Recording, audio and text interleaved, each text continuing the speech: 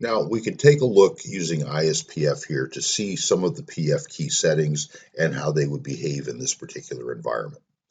As we'd mentioned already, the keys command is one that we can use in order to be able to display the current PF key settings as well as assign any new PF key values.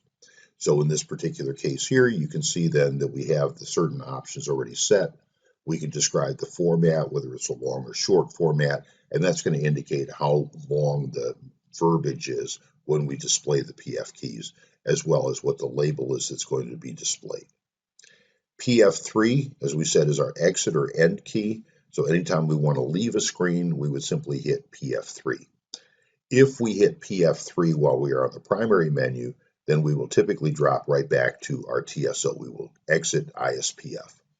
So again, I can invoke ISPF here, and once I'm back into ISPF, I could use PF1, for example, as my help.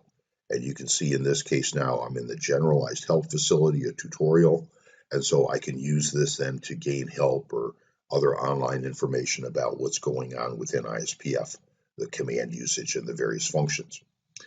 PF3 again exits out of this.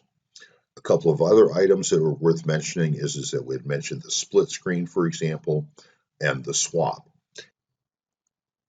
In this particular case, the split screen is intended to allow me to create multiple ISPF sessions.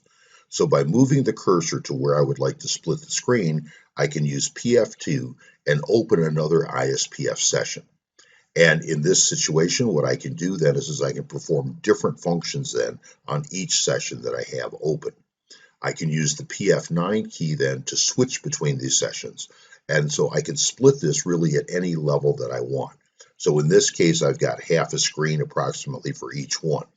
However, what I could do is that I could also position up here, hit the PF2 key again, and now have one screen, and then I could switch to the other one using the PF9 facility. And when I want to exit one of the sessions, I simply hit PF3 and leave, and now I'm back into my single screen session. The other point that we were talking about was to be able to display the PF key values. And so if I use the PF show, this will allow me to display the PF keys at the bottom of the screen. I can use the PF show tailor command to customize this particular display. And you can see in this instance here, we've identified that we have 24 PF keys. The display set indicates that what we're using is we're displaying all of the keys. And so as a result, what we're able to do then is that we're able to demonstrate both the primary and the alternate set of PF keys that are available to us.